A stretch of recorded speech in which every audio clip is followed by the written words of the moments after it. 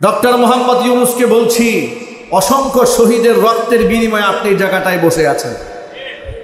যদি শহীদরা রক্ত না দিত তাহলে আপনি আসামির কাঠগড়ায় দাঁড়িয়ে থাকতেন, সরকারের চেয়ারে বসে থাকতে পারতেন না।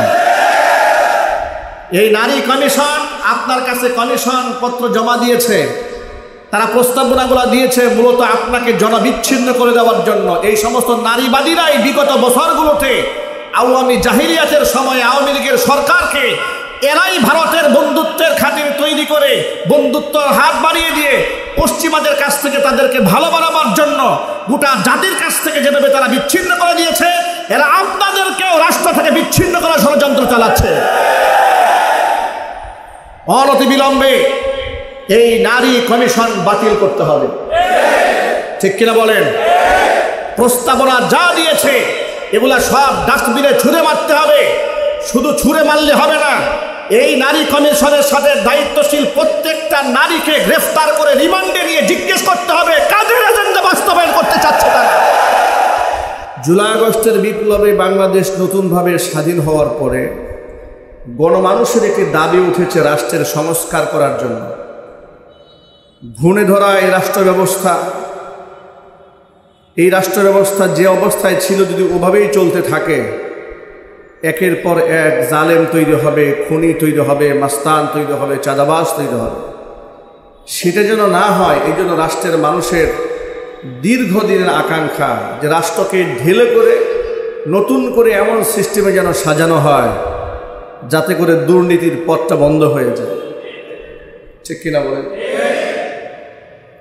সেই দাবির প্রেক্ষিতে অন্তর্বর্তীকালীন সরকার রাষ্ট্রের বিভিন্ন অংশে সংস্কার হাত দিয়েছে। মানুষের অধিকারকে নিশ্চিত করার জন্য, রাষ্ট্রের সুশৃঙ্খলতা ফিরিয়ে আনার জন্য, নাগরিকদের ন্যায্য পাওনা বুঝিয়ে দেওয়ার জন্য, দেশ এবং রাষ্ট্রকে সামনের দিকে এগিয়ে নিয়ে যাওয়ার জন্য তারা এই উদ্যোগগুলো গ্রহণ করছে। আমরা সেই সংস্কারকে স্বাগত জানাই, আমরাও সংস্কারের পক্ষে। আমরাও সংস্কার ছাড়া হযবরল অবস্থায় রাষ্ট্রে একটা নির্বাচন হোক, আবার আগের মতো জবরদস্তি হোক, পেশি শক্তি খাটিয়ে যার যেভাবে খুশি ক্ষমতার চেয়ার মসনদকে দখল করুক, এটা এ রাষ্ট্রের মানুষ আর চায় না, ঠিক কিনা বলেন? যার জন্য সংস্কার সকল ক্ষেত্রে প্রয়োজন। খুব সহজে বোঝাবার জন্য একটা কথা বলি, যে পুলিশ প্রশাসন আজকে রাষ্ট্রের কাছে সবচাইতে ঘৃণিত মানুষের কাতারে তারা পৌঁছে গেছে। এর পেছনে কারণ যদি আপনি দেখতে যান, একটা এসআই যখন গভর্নমেন্ট জব নিতে যায় তখন তাকে 10 থেকে 15 লক্ষ টাকা ঘুষ দিতে হচ্ছে। কথা ঠিক না বেঠে? সত্য না অসত্য? যে লোকটি অন্যায়ভাবে 10 থেকে 15 লক্ষ টাকা ঘুষ দিল, এটা এমন একটা সিলসিলা, এটা এমন একটা ধারাবাহিক কর্মযজ্ঞ, এই সিস্টেমের বাহিরে চলার কোনো সুযোগ নেই। সরকারি আমলা থেকে শুরু করে রাষ্ট্র পরিচালক পর্যন্ত একেবারে top two button, A to Z, রাষ্ট্রের তৃণমূল থেকে একেবারে থার্ড ক্লাস শ্রেণীর কর্মচারী থেকে শুরু করে একেবারে প্রাইম মিনিস্টার পর্যন্ত এ টাকা যখন ভাগাভাগি হয়ে যায় তখন রাষ্ট্রের কোনো অংশে আর দুর্নীতি বাদ থাকে না। যখন দুর্নীতি দমন কমিশন এই দুর্নীতির সাথে জড়িয়ে পড়ে তখন আর সেখানে বেড়ায় যখন খ্যাত খাওয়া শুরু করে, ওই খ্যাত রক্ষা করা সম্ভব হয়ে ওঠে না। সুতরাং যে পুলিশ অফিসার 10 থেকে 15 লাখ, 15 থেকে 20 লক্ষ টাকা ঘুষ দিয়ে চাকরি নিয়েছে, তার কাছ থেকে ইনসাফ আশা করা তো বড় মুশকিল। কথা বুঝেন নাই মনে হয়? এই চেয়ারটাকে যদি সে 20 লক্ষ টাকা ঘুষ দিয়ে অন্যায়ভাবে এই ফ্যাসিলিটির সাথে গ্রহণ করেছে, এই 20 লক্ষ টাকা তো তার উঠাবার প্রয়োজন আছে না নাই? কোথা থেকে উঠাবে? ইনসাফের সাথে। ইনসাফের সাথে যদি সে কাজ করে, চাকরি করে, মৃত্যু পর্যন্ত এই টাকা উঠাতে পারবে? পারবে না। তাহলে মূল বিষয় হচ্ছে আমূল পরিবর্তন সাধন করা। সংস্কার কমিশন, আমাদের সংস্কারের দাবিটাই এটাই, এমন একটা সিস্টেম দেওয়া হোক যেখানে মেধা এবং যোগ্যতার ভিত্তিতে লোকেরা দায়িত্ব গ্রহণ করবে, ঠিক কিনা বলেন?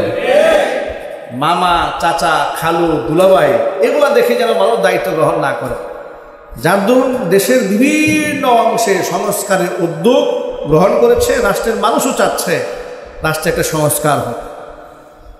ইতোমধ্যে আপনারা সংবাদ পেয়েছেন, রাষ্ট্রের বিভিন্ন সংস্কারে কর্মযজ্ঞের মধ্য দিয়ে নারী সংস্কার কমিশন গঠিত হয়েছে বাংলাদেশে। বিগত বছরগুলোতেও নারীবাদীরা নারী অধিকারের নামে তারা বাংলাদেশে অনেক প্রপাগান্ডায় ছড়াতে চেষ্টা করেছে।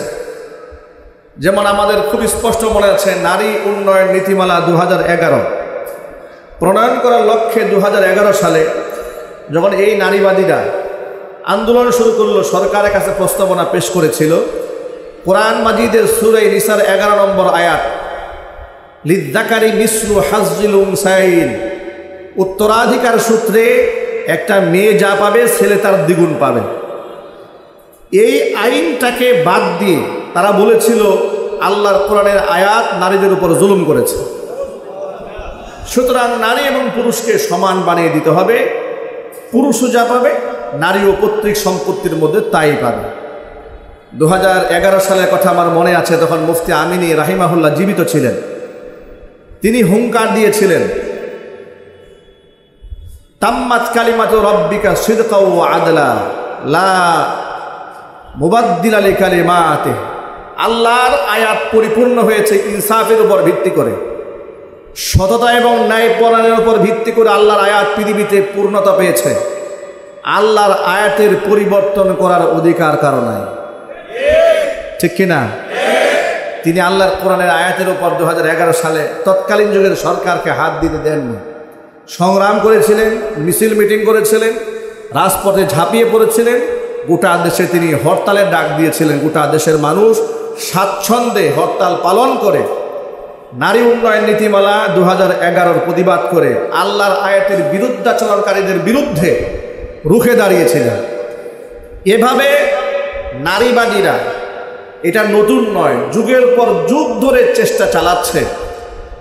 একে তো এদেশের মানুষ ধর্মপ্রাণ, ধর্মীয় সিম্পিতি আছে তাদের অন্তরে, এটাকে নষ্ট করার জন্য প্রপাগান্ডার কোনো শেষ নাই। সভা, সেমিনার, সিম্পোজিয়াম, পত্রপত্রিকার লিখনি, সব ক্ষেত্রে তারা ইসলাম ফোবিয়ায় ভুগেছে। মানে ইসলাম একটা আতঙ্কের নাম, এভাবে মানুষের সামনে বুঝিয়ে নারী বান্ধব হিসেবে নিজেদেরকে পরিচয় দিয়ে নারী অধিকারের নামে এই দেশের মানুষের ইমানি চেতনার বিরুদ্ধে দাঁড়িয়ে ভিন্ন দেশের কিছু এজেন্ডা বাংলাদেশে বাস্তবায়ন করার জন্য তারা বিগত জীবনে বহুবার চেষ্টা করেছে। তারই ধারাবাহিকতায় নারী কমিশন গঠন হয়েছে, নারী সংস্কার কমিশন। গত 19 এপ্রিল তারা অন্তর্বর্তীকালীন সরকার প্রধানের কাছে তারা বেশ কিছু দাবি দেওয়া নিয়ে তারা একটা প্রস্তাবনা পেশ করেছে। দুঃখজনক বাস্তবতা, সেই প্রস্তাবনার মধ্যে এমন কিছু প্রস্তাবনা তারা পেশ করেছেন যেগুলো এদেশের নারী অধিকারের সাথে না কোনো সংশ্লিষ্ট আছে, না এদেশের মানুষের সভ্যতার সাথে কোনো সংশ্লিষ্টতা আছে, না এদেশের পারিবারিক কালচারের সাথে এদের কোনো সংশ্লিষ্টতা আছে। বরং নারী বান্ধব হয়ে, নারী বান্ধবের নামে, নারী সংস্কার কমিশনের নামে যদি এগুলো গভর্নমেন্ট বাস্তবায়ন করতে যায় তাহলে ধর্মীয় মূল্যবোধ ক্ষতিগ্রস্ত হবে, দেশের মানুষের মধ্যে ঝগড়া এবং বিবাদ তৈরি হবে, ধর্মহীন একটি সেকুলার রাষ্ট্র প্রতিষ্ঠার মাধ্যমে গোটা দেশের মানুষ জাহান্নামের পথে রওনা হবে। দেশের মেধাবী আলেম সমাজ, চৌকুশ আলেম সমাজ, গোটা জাতির কান্ডারি রাহবার ইমান এবং আমলের পাহারাদারি করেছে বিগত জীবনে বহুবার। এদেশের আলেম সমাজ এদেশের ধর্মকে অটুট রাখার স্বার্থে জেল খেটেছে, জরিমানা দিয়েছে, মামলা হামলার শিকার হয়েছে, রাষ্ট্র থেকে তারা বিদেশে পাড়ি জমিয়েছে, দেশান্তরিত হয়েছে, কিন্তু অপশক্তিকে মাথা চারা দাঁড়াতে তারা সুযোগ দেয়নি। এদেশের আলেম সমাজ জীবনের ঝুঁকি নিয়ে রাজপথে ঝাঁপিয়ে পড়েছে। 2013 সালে শাপলা চত্বরের ইতিহাস তার অনন্য এক নমুনা। আপনারা দেখেছেন সেখানে আলেম ওলামাদের কোনো সিট ভাগাভাগির কোনো অধিকার ছিল না, মিশনও ছিল না। একমাত্র দ্বীন ও ইসলামের স্বার্থে তারা সেদিন ঝাঁপিয়ে পড়েছিলেন। কত আলেম সেদিন শহীদ হয়েছিলেন, কত মানুষ সেদিন রক্তাক্ত হয়েছিলেন, কত মানুষ পঙ্গুত্ব বরণ করেছিলেন, কত মানুষ গুম হয়েছিলেন। আমরা কত আলেম ওলামারা মসজিদ ছাড়া হয়েছিলাম, এলাকা ছাড়া হয়েছিলাম, বাড়ি ছাড়া হয়েছিলাম। মিথ্যা মামলা দিয়ে আমাদেরকে বছরের পর বছর আমাদেরকে হয়রানি করা হয়েছে একমাত্র ইসলামের কথা বলার অপরাধে। আল্লাহ রহমতে কিয়ামত পর্যন্ত আলেমদের এই দায়িত্ব আলেমরা ধরে রাখবেন ইনশাআল্লাহ। যদি বলেন ইনশাআল্লাহ। আর আলেমদের ডাকে এদেশের সাধারণ মানুষ সর্বকালের সর্বসময়ের সর্বশ্রেষ্ঠ সারা সবসময় দিয়ে এসেছে, ভবিষ্যতেও দিয়ে থাকবে ইনশাআল্লাহ। অন্তর্বর্তীকালীন সরকারের কাছে আমাদের কিছু আবেদন। নারী কমিশন যে গঠন করে আপনার কাছে যে প্রস্তাবনাগুলো পেশ করেছে, এর মধ্যে জঘন্য কিছু প্রস্তাবনার মধ্যে একটা প্রস্তাবনা হচ্ছে পৈতৃক সম্পত্তির মধ্যে নারীর উত্তরাধিকার আইনে নারী এবং পুরুষকে ধর্মীয় বিধানকে ভেঙে দিয়ে সমানভাবে অধিকার নিশ্চিত করতে হবে। চিৎকার দিয়ে বলেন নাউজুবিল্লাহ। আমি আপনাদেরকে ছোট্ট একটা প্রশ্ন করি, বোঝাবার জন্য বলি। আল্লাহ তাআলা পৈতৃক সম্পত্তির মধ্যে ভাইয়ের অংশটা দ্বিগুণ করেছেন, বোনের অংশটা অর্ধেক করেছেন। এটা আপনাদের বাহ্যিক দৃষ্টিতে মনে হয় যে একটা জায়গায় পুরুষকে মনে হয় বেশি দেওয়া হচ্ছে, কিন্তু সার্বিক বিষয় বিবেচনা করে দেখবেন পুরুষকে খুবই কম দেওয়া হয়েছে, বরং নারীকে বেশি দেওয়া হয়েছে। কয়েকটা এক্সাম্পল দিই। একটা ছেলে শুধুমাত্র পৈতৃক সম্পত্তি থেকে ওয়ারিশ পায় শুধুমাত্র তার বাবার কাছ থেকে, ঠিক কিনা? একটা মেয়ে পায় কয় জায়গা থেকে লক্ষ্য করেন? একটা মেয়ে প্রথমত তাই পিতার কাছ থেকে পায়, নিজের ভাইয়ের কাছ থেকে পায়, নিজের ছেলের কাছ থেকে পায়, নিজের স্বামীর কাছ থেকে পায়। কয় জায়গা থেকে পায়? একটু 4টা আঙ্গুল উঁচা করেন, বোঝাবার জন্য বলছি। কয়টা আঙ্গুল? কয় জায়গা থেকে পায়? নারী পায় 4 জায়গা থেকে, পুরুষ পায় কয় জায়গা থেকে? 1 জায়গা থেকে। 4 জায়গা থেকে সম্পদ পাওয়ার পরে নারীর খরচের কোনো খাত নাই, ঠিক কিনা বলেন? নারী জন্মসূত্রে রানীর মর্যাদা দিয়েছে ইসলাম। চিৎকার দেখুন সুবহানাল্লাহ। ইসলামী শরীয়ত বলেছে ছেলে বালেগ হয়ে গেলে তার নিজের দায় দায়িত্ব নিজের উপর অর্পিত হয়ে যায়। ইসলাম বলেছে মেয়ের ক্ষেত্রে মাসআলা ভিন্ন। মেয়ে জন্মসূত্রে পিতার অধীনে থাকবে, যতদিন না পর্যন্ত তার বিবাহ না হয় ততক্ষণ পর্যন্ত সে তার পিতার অধীনেই থাকবে। সব দায় দায়িত্ব তার পিতার। মেয়েটি যখন স্বামীর অধীনস্থ হয়ে যাবে, দায় দায়িত্ব সব চলে যাবে স্বামীর উপরে। স্বামী যদি মারা যায়, সব দায় দায়িত্ব সন্তানের কান্দে পড়ে যাবে। চিৎকার দিয়ে সুবহানাল্লাহ। এর মানে হচ্ছে নারী সারা জীবন রানীর মর্যাদায় থাকবে। হয়তো তার দায়িত্ব তার বাবা গ্রহণ করবে, না হয় স্বামী গ্রহণ করবে, না হয় ভাই গ্রহণ করবে, না হয় ছেলে গ্রহণ করবে। কেউ না কেউ তার দায়িত্ব গ্রহণ করেই যাবে। নিজের পক্ষ থেকে খরচ করার কোনো খাত ইসলাম নারীকে দান করে না। এই নারীটা যখন বিবাহ করতে যাবে তখন নারীকে মহারণা দিতে হয় পুরুষের পক্ষ থেকে। কথা ঠিক না ঠিক বলেন তো ভাই? সেটা হোক 50,000, 1 লাখ, 1.5 লাখ, 2 লাখ, 5 লাখ, 10 লাখ। একটা শিল্পপতি মেয়েকেও যদি আপনি বিবাহ করেন, মহর কি আপনি দিবেন নাকি নারী আপনারে দেবে? কথা বুঝেন নাই? আপনি যদি একটা বড়লোক মেয়েকে বিবাহ করেন, ধরেন সে শিল্পপতি, 100 কোটি টাকার মালিক, আপনি বিবাহ করতে যাচ্ছেন তাকে, মহর কি মহিলা আপনারা দেবেন না আপনি স্ত্রীকে দেবেন? আপনি স্ত্রীকে দেবেন। এটা মানে হচ্ছে এখানেও খরচের খাত নারীর না পুরুষের? এখানেও খরচের খাত পুরুষের। মানে মেয়ের খরচের কোনো জায়গা নাই। আপনি অলিমা অনুষ্ঠান করবেন, সেখানেও খরচ পুরুষের। আপনার বাড়িতে শ্বশুর বাড়ি থেকে যত লোক এসেছে সেখানেও খরচের খাত আপনার। পৃথিবীতে সন্তান আগমন করেছে, সন্তান ভরণ পোষণ দেওয়ার দায়িত্ব স্বামীর। এর মানে হচ্ছে পুরুষকে শুধুমাত্র একটা জায়গায় দ্বিগুণ দেওয়া হয়েছে, কিন্তু একটা জায়গায় দ্বিগুণ দেওয়ার পরে অসংখ্য দায় দায়িত্ব দিয়ে ভরপুর করে দেওয়া হয়েছে, তাকে জিম্মাদার বানিয়ে দেওয়া হয়েছে। পক্ষান্তরে নারী পেল বাবার কাছ থেকে, নারী পায় ছেলের কাছ থেকে, নারী পায় ভাইয়ের কাছ থেকে, নারী পায় স্বামীর কাছ থেকে। 4টা জায়গার থেকে সম্পদ পাওয়ার পরে নারীর খরচের কোনো জায়গা নাই। যতটুকুন পায় পুরোটাই রিজার্ভ থেকে যায়। সুবহানাল্লাহ বলে। এবার আপনারা বলেন, আল্লাহ তাআলা নারীকে ঠকিয়েছেন? আরো জোরে বলুন। নারীকে জিতিয়ে দিয়েছেন। কোন সুবহানাল্লাহ। নাস্তিকেরা, এরা তো কোরআন পড়ে না, কোরআন সম্পর্কে এদের কোনো আইডিয়া নাই। ইসলাম যে কত সুন্দর দর্শন পৃথিবীতে, এই জন্য মুফতি আব্দুল মালিক হাফিজাহুল্লাহ বাইতুল মুকাররমের খতিব আমাদের উস্তাদ, তিনি বলেছেন নারীর অধিকার যদি গঠন করতে হয়, তো তাকে নারী কমিশন গঠন করতে হবে কেন? নারীর অধিকার যদি কেউ নিতে চায় তো কোরআন থেকে নিক, হাদিস থেকে নিক। কোরআন হাদিসে অজস্র অধিকার আল্লাহ তাআলা তাদেরকে দান করেছেন।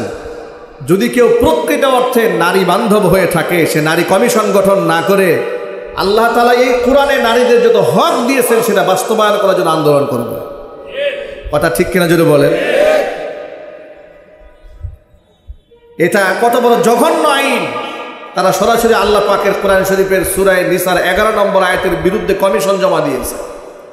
এটাকে আইন করে বাস্তবায়ন করার জন্য তারা চেষ্টা করেছে। দেখুন, একদিক থেকে এটা ধর্মীয় বিধিবিধানের লঙ্ঘন, এক।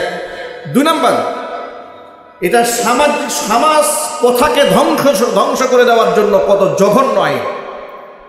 হাজার হাজার বছর ধরে ভাই পেয়েছে দ্বিগুণ, বোন পেয়েছে সম্পদে অর্ধেক, এভাবে এখানে যারা বসে আছেন প্রত্যেকের বন্টন নামা এভাবেই হয়ে এসেছে। যদি 2025 সালে এসে ডক্টর মোহাম্মদ ইউনূসের নেতৃত্বে রাষ্ট্রে এমন কোনো আইন হয়, ভাই আর বোন এখন সমান হয়ে যাবে, আপনারা কি মনে করেন প্রত্যেকটা ঘরে ঘরে শুধু শান্তির বাতাস বয়ে যাবে? প্রতিটা ঘরের মধ্যে গৃহযুদ্ধ লেগে যাবে। কথা ঠিক না ঠিক ধরে বলে? প্রতিটা ঘরে আগুন লেগে যাবে, সমাজ কথা ভেঙে যাবে, মামাদের সাথে ভাগিনাদের যে একটা মহাব্বতের সম্পর্ক আছে সেটা ছিন্ন ভিন্ন হয়ে যাবে। ভাগিনারা এসে বলবে, বুটবাজারে তো মামুর বাড়ি আছে, আমার মা তো অর্ধেক নিয়েছে, বাকি অর্ধেক তো মামুর কাছে আছে, মামু বাকি টাকাটা দিয়ে দেন। বেশি না দিলে অসুবিধা, কেন্দ্রীয় মসজিদের পাশে যে প্লটটা আছে ওটা আমরা দিয়ে দেন, যেহেতু আমার তো মামুর বাড়ি আবদার তো আছেই। কি আছে না? এই প্রথা এভাবে ভেঙে দিয়ে গোটা সমাজ ব্যবস্থার মধ্যে একটা বিশৃঙ্খল পরিবেশ তৈরি হয়ে যাবে। সুতরাং এই কমিশনটা এটা কোনো সুচিন্তিত কমিশন নয়, এটা হচ্ছে বোতল খাওয়া কমিশন।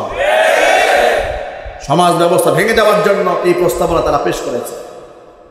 সুতরাং একদিক থেকে এটা কোরআনের আয়াতের লঙ্ঘন, দ্বিতীয় হচ্ছে সমাজকে ধ্বংসের মুখে ঠেলে দেওয়ার জন্য একটা বড় একটা কারণ, যা আমরা সুস্থ মস্তিষ্কে আমাদের জ্ঞান থাকা সত্ত্বে আমরা এটা কোনোদিন মেনে নিতে পারি না। প্রথম অংশ, নারী কমিশন আরো জঘন্য যে কাজ করেছে, তারা বলেছে যে সমস্ত মেয়েরা বাজে কাজ করে, দেহ ব্যবসা করে, তাদেরকে শ্রম আইনে শ্রমিকের মর্যাদা দিতে হবে। মানে যারা রিক্সা চালক তারা একটা শ্রমিক, ভ্যান চালক তারা একটা শ্রমিক, গার্মেন্টস শ্রমিক, এরপরে দোকানের শ্রমিক, ক্ষেত খামারের শ্রমিক, এরাও যারা দেহ ব্যবসা করে তারাও নাকি এক ধরনের শ্রম দিচ্ছে, কাজ করতেছে। এটা নাকি আইন করতে হবে, এটা গেজেট পাস করতে হবে। এবার আপনারা বলেন, তাহলে এদেরকে কি নারী বান্ধব বলা যায় নাকি নিকৃষ্ট ভাষায় আমি এই শব্দ উচ্চারণ করতে পারবো না, শুধু এতটুকু বলবো এরা নারী বান্ধব নয়, এরা পতিতা বান্ধব। ঠিক কিনা চিল্লাই বলেন? এরা নারী বান্ধব নয়, পতিতা বান্ধব। নারী যদি অধিকার দিতে মনে চায়, তাহলে আমি বলতে চাচ্ছি নারীদের পতিতাবৃত্তি বন্ধ করে দিয়ে তাদেরকে একটা মর্যাদাপূর্ণ কাজে তারা যেন অংশদারিত্ব গ্রহণ করতে পারে, তারা যেন স্বাভাবিক জীবনে ফিরে আসতে পারে, সেই ব্যাপারে উদ্বুদ্ধ গ্রহণ করা হোক। ঠিক কিনা বলে? সে একটা কমিশন গঠন করা হোক, মেয়েরা যেন ওই বাজে দিকে না যায়, তারা যেন ভালো কাজের দিকে উদ্বুদ্ধ হয়, সেভাবে কমিশন গঠন করা হোক। না, এই কমিশন গঠন না করে তারা সেখানে অবৈধ কাজ করবে, জেনা করবে, ব্যভিচার করবে। জেনা ব্যভিচার করলে যে আপনি খারাপ দৃষ্টিতে দেখেন, ছেলে যেন দেখতে না পারেন, তাকে লাইসেন্স দেওয়া হবে, সেও আপনার মতো শ্রমিকের মর্যাদা পাবে। ঘৃণা সাদাকার নাউজুবিল্লাহ। এটা কি এই সমাজ প্রথার বিরুদ্ধাচরণ নয়? এটা কি আল্লাহ পাকের কোরআনের বিরুদ্ধাচরণ নয়? আল্লাহ তাআলা যেখানে স্পষ্ট বলে দিয়েছেন, আয-যানিয়াতু ওয়াজ-যানি ফাজলিদু কুল্লা ওয়াহিদিন মিনহুমা মিয়াতা জালদা ওয়ালা তা'খুযুকুম বিহিমা রা'ফাতুন ফী দীনিল্লাহি ইন কুনতুম তু'মিনুনা বিল্লাহি ওয়াল ইয়াউমিল আখির ওয়ালইয়াশহাদ আযাবাহুমা তা'iফাতুন মিনাল মুমিনিন।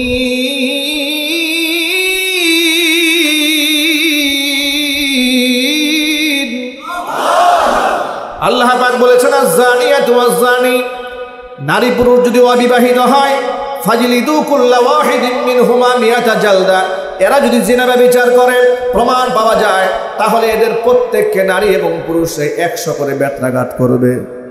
খবরদার এদেরকে পিটাবার সময় ওয়ালা তাখুযকুম বিহিমা রাফাতুন, এদের ভিতরে শাস্তি প্রয়োগ করতে গিয়া অন্তরের মধ্যে যেন মায়ার উদ্রেক না হয়, এমন যেন না হয় একেবারে অল্প বয়সের মেয়ে না হয় একটা অন্যায় করে ফেলেছে, এতগুলো মাইট দেব মায়া লাগে অন্তরে। আল্লাহ পাক বলেছেন ইন কুনতুম তুমিনুনা বিল্লাহি ওয়াল ইয়াউমিল আখির, ঈমান যদি আমি আল্লাহর উপর থাকে, ঈমান যদি পরকালের উপর থাকে, খবরদার ব্যভিচার যারা করেছে তাদের ব্যাপারে নমনীয় হওয়া যাবে না। আর এই শাস্তি যখন প্রয়োগ করবে এটা গোপনেও করতে পারবে না যে মান সম্মান নষ্ট হবে, এলাকার সবাই জানাজানি হয়ে যাবে, তাহলে অমুকে আর সমাজের মধ্যে চলতে পারবে না, এটাও যেন না হয়। দেখুন আমাদের দেশে যখন হোটেলগুলোর মধ্যে হানা দেওয়া হয় তখন মেয়েরা বোরকা দিয়া আড়াল করে নিজের চেহারাটাকে ঢেকে রাখতে চায়, কথা বলেন ঠিক কিনা? এখন আড়াল করা কেন? আল্লাহ পাক বলছেন খবরদার এদেরকে শাস্তি দেওয়া হবে প্রকাশ্য দিবালোকে। ওয়ালিয়াশহাদ আযাবাহুমা তাইফাতুম মিনাল মুমিনিন, ইমামদারদের একটা অংশ এদের সাক্ষী থেকে উপস্থিত জনতার সামনে 100 বেত্রাঘাত করতে হবে। যেখানে জিনা ব্যভিচার করলে 100 বেত্রাঘাতের আইন দিয়েছে আল্লাহ, যদি অবিবাহিত হয়, বিবাহিত হলে মৃত্যুদণ্ডের আইন দিয়েছে, সেখানে নারী বান্ধবতার নামে নারী কমিশন তারা জমা দিয়েছে, যদি কেউ জিনা ব্যভিচার করে, দেহ ব্যবসা করে, তাকে শ্রমিকের মর্যাদা দিতে হবে। আল্লাহ পাকের কোরআনে কারিমের আয়াতের সুস্পষ্ট লঙ্ঘন, এটা ডক্টর মোহাম্মদ ইউনূসের কাছে তারা জমা দিয়েছেন। এবার আমি আপনাদের কাছে জিজ্ঞেস করতে চাচ্ছি, এই আইন বাংলাদেশে বাস্তবায়িত হোক, এটা আপনারা চান? এটাকে আপনারা হতে দেবেন? ডক্টর মোহাম্মদ ইউনূসকে বলছি, অসংখ্য শহীদের রক্তের বিনিময়ে আপনি এই জায়গাটায় বসে আছেন। যদি শহীদরা রক্ত না দিত তাহলে আপনি আসামির কাঠগড়ায় দাঁড়িয়ে থাকতেন, সরকারের চেয়ারে বসে থাকতে পারতেন না। এই নারী কমিশন আপনার কাছে কমিশন পত্র জমা দিয়েছে, তারা প্রস্তাবনাগুলো দিয়েছে মূলত আপনাকে জনবিচ্ছিন্ন করে দেওয়ার জন্য। এই সমস্ত নারীবাদীরাই বিগত বছরগুলোতে আওয়ামী জাহিলিয়াতের সময় আওয়ামী লীগের সরকারকে, এরাই ভারতের বন্ধুত্বের খাতিরে তৈরি করে বন্ধুত্বর হাত বাড়িয়ে দিয়ে পশ্চিমাদের কাছ থেকে তাদেরকে ভালো বানাবার জন্য গোটা জাতির কাছ থেকে যেভাবে তারা বিচ্ছিন্ন করে দিয়েছে, এরা আপনাদেরকেও রাষ্ট্র থেকে বিচ্ছিন্ন করার ষড়যন্ত্র চালাচ্ছে। অনতিবিলম্বে এই নারী কমিশন বাতিল করতে হবে, ঠিক কিনা বলেন? প্রস্তাবনা যা দিয়েছে এগুলা সব ডাস্টবিনে ছুঁড়ে মারতে হবে। শুধু ছুঁড়ে মারলে হবে না, এই নারী কমিশনের সাথে দায়িত্বশীল প্রত্যেকটা নারীকে গ্রেফতার করে রিমান্ডে নিয়ে জিজ্ঞেস করতে হবে কাদের এজেন্ডা বাস্তবায়ন করতে চাচ্ছে তারা।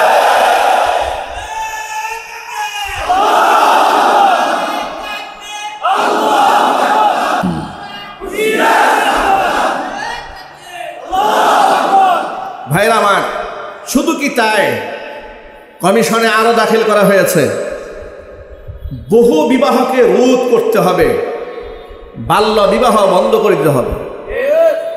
আমি আপনাদের জিজ্ঞেস করছি, বাল্য বিবাহ বেশি ক্ষতিকারক নাকি বাল্য প্রেম বেশি ক্ষতিকারক? সবাই জুড়ে বলেন। বাল্য বিবাহ নিয়ে এত মাথা ব্যথা, বাল্য প্রেম নিয়ে মাথা ব্যথা নাই কেন? একেবারে ক্লাস 6 থেকে শুরু করে স্কুল, কলেজ, বিশ্ববিদ্যালয়, এমনকি মাদ্রাসা পর্যন্ত এই ভাইরাস ছড়িয়ে পড়েছে। কথা বলতে হবে, ঠিক নেবে ঠিক? এই ভাইরাস যে ছড়িয়ে পড়লো, অবৈধ মেলামেশা হচ্ছে, জিনা ব্যভিচার হচ্ছে, অবৈধ প্রেম হচ্ছে, সেগুলো বন্ধের কোনো কমিশন নাই, কোনো আইন নাই। বিবাহ দিতে গেলেই দাঁড়িয়ে গেছে দণ্ড, দাঁড়িয়ে গেছে চেতনা দণ্ড দাঁড়িয়েছে, যা নারীরা বিরাট ক্ষতিগ্রস্ত হয়ে যাচ্ছে। হাদিসের মধ্যে এসেছে স্পষ্ট, শোনেন, নবী করিম সাল্লাল্লাহু আলাইহি ওয়াসাল্লাম মেয়ের জামাই হযরত আলীকে ডেকে বলেন, ইয়া আলী সালাসুন লা তুআখিরহা, 3টি কাজে কখনো বিলম্ব করবে না। 1 নাম্বার as-সালাতু ইযা আনাত, নামাজের ওয়াক্ত হয়ে গেলে খবরদার বিলম্ব করবে না, সময় মতো নামাজ পড়ে নিবে। 2 নাম্বার ওয়াল জানাজাতু ইযা হাদারাত, জানাজা উপস্থিত হয়ে গেলে জানাজার নামাজ আদায় করতে কাল বিলম্ব করবে না। 2 নাম্বার তৃতীয় নাম্বার ওয়াল আইয়িমু ইদা ওয়াজাদতা লাহা কুফুয়ান, বিবাহের উপযুক্ত মেয়ের জন্য যোগ্য পাত্র যদি পেয়ে যাও, খবরদার খবরদার বিবাহ দেওয়ার ক্ষেত্রে বিলম্ব করবে না। বিবাহকে ইসলামে এত বেশি সহজ করা হয়েছে, নবী করিম সাল্লাল্লাহু আলাইহি ওয়াসাল্লাম বলেছেন আইসারুহা মাউনা, যে বিবাহের মধ্যে সবচেয়ে খরচ কম ওই বিবাহের মধ্যে আল্লাহ তাআলা সবচেয়ে বেশি বরকত নাজিল করে দেন। বিবাহকে একদম সহজ করা হয়েছে। বিবাহ বহির্ভূত অবৈধ সম্পর্ক বেশি কঠোর করা হয়েছে ইসলামে, পক্ষান্তরে বিবাহকে একদম সহজ করা হয়েছে। বিবাহ যদি সহজ হয়, যুবকদের চরিত্র ভালো থাকবে, মেয়েদের চরিত্র ভালো থাকবে, ঠিক কিনা বলেন? নারী কমিশন যে আইন প্রস্তাবনা করেছে, যে প্রস্তাব দিয়েছে, সেখানে জিনা ব্যভিচারকে সহজ করা হয়েছে, বিবাহকে কঠিন বানিয়ে দেওয়া হয়েছে। সেখানে বলা হয়েছে বাল্য বিবাহ রোধ করতে হবে। আরেকটা প্রস্তাবনা জঘন্য প্রস্তাব দিয়েছে কোরআনের আয়াতের বিরুদ্ধে, যে বহু বিবাহ রোধ করতে হবে। এই যে দ্বিতীয় বিবাহ, তৃতীয় বিবাহ, চতুর্থ বিবাহ, এটা আইন করে বন্ধ করতে হবে। নাউজুবিল্লাহ বলবেন না? দ্বিতীয় বিবাহ, তৃতীয় বিবাহ, চতুর্থ বিবাহ, এই যে বিবাহের আইন, এটা কোরআন শরীফে আছে না নাই? সূরা নিসার মধ্যে আল্লাহ তাআলা বলেছেন ফানকিহু মা তাবা লাকুম মিনান নিসাই মাসনা ওয়া সুলাসা ওয়া রুবা, দুটা দুটা, তিনটা তিনটা, চারটা চারটা তোমরা বিবাহ করবে, তোমাদের যতগুলো পছন্দ হয়। কিন্তু খবরদার ওয়া ইন খিফতুম আল্লা তাদিলু ফাওয়াহিদাতান, যদি এরকম মনে হয় যে তুমি সমতা রক্ষা করতে পারবে না, স্ত্রীদের মধ্যে ইনসাফ করতে পারবে না, তাহলে তুমি কয়টা করবে? তাহলে তুমি একটা বিবাহ করবে। কিন্তু একটা বিবাহের শ্রেষ্ঠত্ব ইসলামে বোঝানো হয় নাই, তাহলে বোঝানো হয়েছে একাধিক বিবাহই আল্লাহর কাছে বেশি পছন্দনীয়, ঠিক কিনা বলেন? একাধিক বিবাহ কার কাছে বেশি পছন্দনীয়? এখন শুনেন কেন একাধিক বিবাহ এটাকে খারাপ দৃষ্টিতে দেখা হয় আমাদের সমাজে। কেউ যদি 10টা অবৈধ প্রেম করে তারে খারাপ বলা হয় না, কিন্তু বিবাহ যদি 2টা করে বলে সর্বনাশ হয়ে গেছে, ওই হুজুরের পিছনে আর নামাজ পড়া যাবে না। হুজুরের চরিত্র খারাপ, বলে কি হয়েছে? হুজুর আরেকটা বিয়ে করছে। কি আসে না নাজিরে বলেন? যে আবার হুজুরের এই সমালোচনা করছে, উনি আরেকটা বিবাহ করছেন, পরে যদি ভালো করে সার্চ করেন ও দেখবেন ও 32টা মেয়ের সাথে অবৈধ প্রেম করে বেড়াচ্ছে। যিনি হুজুরের ব্যাপারে এই মন্তব্য করেছে যে হুজুরের চরিত্র শেষ, হুজুর 2টা বিয়ে করছে, আপনি ওর ব্যাপারে খবর নেন, দেখবেন ও বউ বাদ দিয়া আরো কত জায়গার মধ্যে গিয়া আপনার টাইম পাস করতেছে, তার কোনো হিসাব নাই। হুজুর যে টাইম পাস না করে বিবাহ করছে, এটাকে সে খারাপ দৃষ্টিতে দেখতেছে। এটাই হচ্ছে শয়তানের অপকৌশল, কথা বলতে হবে, ঠিক কিনা? একদিক থেকে একাধিক বিবাহ এটা শুধুমাত্র শরীয়ত সম্মতই নয়, এটা বিজ্ঞান সম্মত, এটা রাষ্ট্রসম্মত, এটাই প্রাকৃতিকভাবে ইনসাফপূর্ণ। দেখেন একটু কয়েকটা বিষয় লক্ষ্য করেন। যারা বলে যে একটা বিবাহ করলেই হবে, এরপর আর করার কোনো সুযোগ নাই, তারা কি জবাব দেবেন? বাংলাদেশে এই বছর যে জরিপ চলেছে, মানুষ সংখ্যা গণনা করা হয়েছে, আদমশুমারি হয়েছে, বাংলাদেশে জনসংখ্যা পুরুষের তুলনায় 16 লক্ষ বেশি, নারীর সংখ্যা কত লাখ? একটু জোরে বলবেন, আরো চিল্লায় বলেন। এখন আপনি যদি ওই বাম এবং রামদের মতো বলেন যে বিবাহ একটা হবে, এই 16 লক্ষ নারীকে আপনি কোথায় পাঠাবেন? পতিতালয়ে পাঠিয়ে দেবেন? কি ফয়সালা আপনি? এর বৈজ্ঞানিক জবাব দেবেন, নাম্বার 1। দ্বিতীয় নাম্বার, আপনি একটা বিবাহ করলেন, বিবাহ করার পরে আপনার স্ত্রীর সন্তান হচ্ছে না। পৃথিবীর ইতিহাস বলেছে, মেডিকেল সায়েন্স বলেছে, বন্ধাত্ব পুরুষের হতে পারে, কিন্তু সেটা হাজারে লাখে 2-1টা পুরুষ বন্ধাত্ব হয়। নারীর বন্ধাত্ব হয় অ্যাভেলেবেল, নারীর সন্তান ধারণ ক্ষমতা অক্ষম হয়ে যায়। আপনি যদি আইন করেন একাধিক বিবাহ করতে পারবে না, তো আপনার বংশ পরম্পরা টিকে থাকবে কিভাবে? আপনাকে বাস্তব এবং বৈজ্ঞানিক জবাব দিতে হবে। সুতরাং এই ক্ষেত্রেও একজন পুরুষের একাধিক বিবাহের প্রয়োজন। 2 নাম্বার 3, গোটা পৃথিবীর মধ্যে অসংখ্য বিধবা তৈরি হয়, অসংখ্য নারীরা স্বামী হারিয়ে ফেলে। এর পেছনে কারণ, নারীরা, পুরুষরা যুদ্ধে অংশগ্রহণ করে, যুদ্ধে অসংখ্য পুরুষ শহীদ হয়, নারীরা শহীদ হয় না। কথা বলতে হবে, ঠিক কিনা বলেন?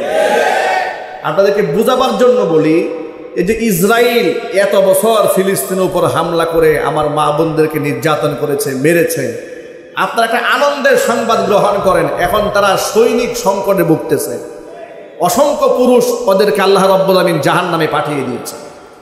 এখন আপনি যদি বলেন একটা নারী একাই একজন স্বামীকে আটকায় রাখবে, সে অন্য কোনো স্ত্রীকে আর গ্রহণ করতে পারবে না। অসংখ্য নারীরা যে স্বামী হারিয়েছে, বিধবা হয়েছে, কিংবা ডিভোর্স প্রাপ্ত হয়েছে, তালাক প্রাপ্ত হয়েছে, এই নারীদের যাওয়ার জায়গা কোথায়? 3 নাম্বার প্রশ্ন, কথা ঠিক না ঠিক জোরে বলেন। এর মানে হচ্ছে ইসলাম যে বিধিবিধান দিয়েছে এটা একদিক থেকে।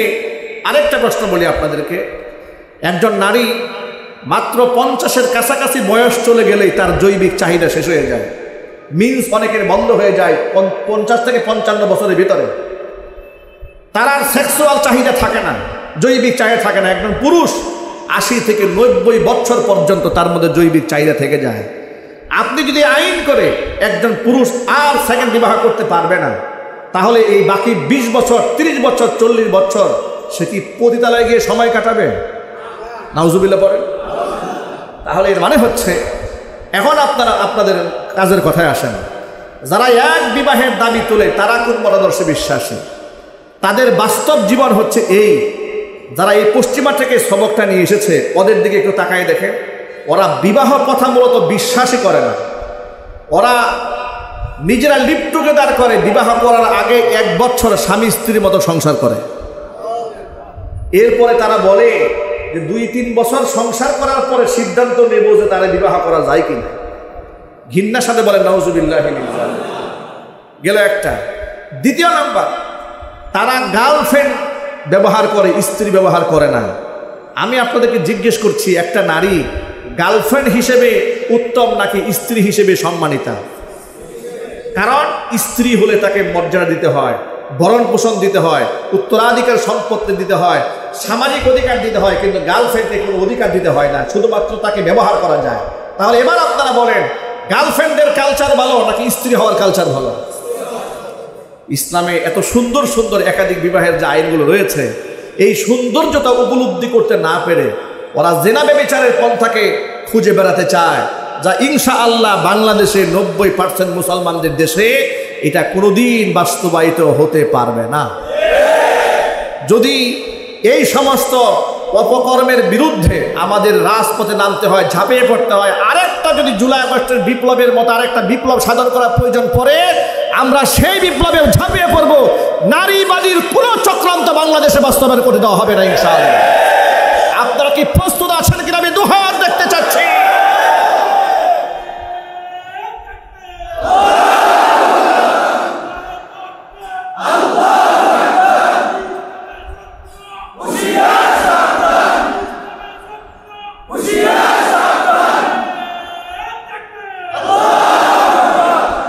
তারা আরেকটা জঘন্য প্রস্তাব দিয়েছে। তারা বলেছে রাষ্ট্র হচ্ছে একটা ইহজাগতিক সত্তা, সুতরাং রাষ্ট্রের কোনো ধর্ম থাকতে পারবে না। সুতরাং রাষ্ট্রের সংবিধান শুরু করতে গিয়ে বিসমিল্লাহির রহমানির রহিম লিখলে তো ইসলাম ধর্মকে সাপোর্ট দেওয়া হলো, এই বিসমিল্লাহির রহমানির রহিম সংবিধান থেকে বাতিল করতে হবে। নাউজুবিল্লাহ জোরে পড়েন। এই হচ্ছে তাদের প্রস্তাবনা যে রাষ্ট্রের কোনো ধর্ম নাই। আচ্ছা আপনাদেরকে বলি, রাষ্ট্রের ভাষা আছে না? রাষ্ট্রভাষা কি? তাহলে রাষ্ট্রের ভাষা হলো কি করে? রাষ্ট্র কি কথা বলে নাই? এবার আপনারা বলেন, জাতীয় মাছের নাম কি? জাতীয় ফুলের নাম কি? জাতীয় ফলের নাম কি? জাতীয় প্রাণীর নাম কি? যদি এত কিছু হয়ে থাকে, জাতীয় পশুর নাম কি?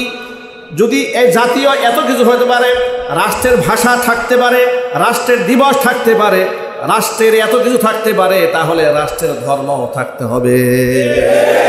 সে ধর্মের নাম কি? চিল্লাই বলে। নারীবাদীরা বলেছে রাষ্ট্র হচ্ছে ইহজাগতিক সত্তা, সুতরাং এর কোনো ধর্মের পরিচয় থাকতে নাই। সুতরাং সংবিধানের শুরুতে ধর্ম দিয়ে সংবিধান শুরু হবে, এটা বাদ দিতে হবে। এটা নারী কমিশন প্রস্তাবনা পেশ করেছে। এই কমিশনগুলো বাতিল করার লক্ষ্যে আগামীকাল ৩রা মে হেফাজতে ইসলাম বাংলাদেশ সেই 2013 সালের পরিপূর্ণ এনার্জেটিক পাওয়ার নিয়ে সরোয়ার্দী উদ্যানে গোটা বাংলাদেশের আপামর জনসাধারণকে সাথে নিয়ে এক মহা সমাবেশের আয়োজন করেছে। সকাল 9টার মধ্যে সরোয়ার্দী উদ্যান চলো চলো ঢাকা চলো, এই মিশনে বাংলাদেশের টেকনাফ থেকে তেঁতুলিয়া, রূপসা থেকে পাথুরিয়া পর্যন্ত এই আন্দোলন ছড়িয়ে পড়েছে। লাখো লাখো মুমিন মুসলমান তাওহীদি জনতা ঝাঁপিয়ে পড়বে আগামীকাল সকাল 9টার মধ্যে সরোয়ার্দী উদ্যানে। কেন? মিশন হচ্ছে কয়েকটি। 1, নারী কমিশনকে বাতিল করতে হবে। 2, হেফাজতে ইসলাম বাংলাদেশের বিগত দিবসগুলোতে, বছরগুলোতে স্বৈরাচারের আমলে অন্যায়ভাবে আলেম ওলামাদের নামে যে মিথ্যা মামলাগুলো দিয়েছে, সেই মিথ্যা মামলাগুলো অবশ্যই এগুলোকে পরিহার করতে হবে। এগুলো আপনারা চান না? আরো যদি বলুন চান না? এমনকি সাথে সাথে 4 দফা দাবি নিয়ে হেফাজতে ইসলাম বাংলাদেশ যে কর্মসূচি আগামীকাল ঘোষণা করেছে, এটা সারা বাংলাদেশের একেবারে তৃণমূল পর্যন্ত আওয়াজ পৌঁছে গেছে। আপনারা কি সংবাদটা জানেন? আগামীকাল যে হেফাজতের মহাসমাবেশ, এটা কি আপনারা জানেন? কারা কারা জানেন? জানেন তো? না জানলে এখন কারা কারা জেনেছেন হাত তোলেন। মাশাআল্লাহ, এখন তো জানতে পেরেছেন। এই আওয়াজ আপনাদেরকে পৌঁছে দিচ্ছি। 2013 সালে আমরা কিন্তু গাজীপুর থেকে পায়ে হেঁটে শাপলা চত্বরে গিয়েছিলাম, ঠিক কিনা? আমরা সেই কাফেলার সদস্য। আমার নেতৃত্বে গাজীপুর কোনাবাড়ি থেকে 50,000-এর ঊর্ধ্বের মিছিল আমার নেতৃত্বে পরিচালিত হয়ে শাপলা চত্বর পর্যন্ত পৌঁছে গিয়েছিল। এবং সেই অপরাধে গাজীপুর বাইতুল মামুর জামে মসজিদে আমাকে তৎকালীন স্বৈরাচারের আমলে প্রশাসন দিয়ে ঘেরাও করা হয়েছিল। মসজিদ থেকে আমাকে দিনের বেলা জুমার নামাজে গ্রেফতার করার জন্য গাড়ি ভর্তি পুলিশ এসে মসজিদের সামনে ব্যারিকেড দিয়েছিল। আমার মুসল্লিরা সেখানে রুখে দাঁড়িয়েছিল। তারা বলেছিল হুজুরের দিকে চোখ দিয়ে তাকালে আমরা চোখ উপড়ায় ফেলব। এরপরে তারা আমাকে সেখানে গ্রেফতার করতে সাহস পায় না, কিন্তু মিথ্যা মামলা দিয়ে দিয়েছিল। বছরের পর বছর এই মামলা আমাকে হাজিরা দিতে হয়েছিল। আমরা জেল জরিমানাকে পরোয়া করি নাই। সর্বশেষ এখানে এই মিম্বার থেকেই দায়িত্ব পালনরত অবস্থায় 2018 সালে আমাকে গ্রেফতার করা হয়েছিল মিথ্যা মামলা দিয়ে। একের পরে এক মামলা খেয়েছি, জেল খেটেছি, জরিমানা দিয়েছি, এলাকা ছেড়েছি, কিন্তু স্বৈরাচারের আমলে আওয়ামী জাহিলিয়াতের সরকারের কাছে মাথা নত করি নাই। আওয়ামী জাহিলিয়াতের আমলে মাথা নত করি নাই। আর বর্তমান সরকারের কাছে মাথা নত করবো, এর তো কোনো প্রশ্নই আসে না। আমাদের বন্ধুত্ব হবে আল্লাহর জন্য, শত্রুতাও হবে আল্লাহর জন্য। কাউকে ভালোবাসবো আল্লাহর জন্য, কাউকে ঘৃণাও করবো আল্লাহর জন্য।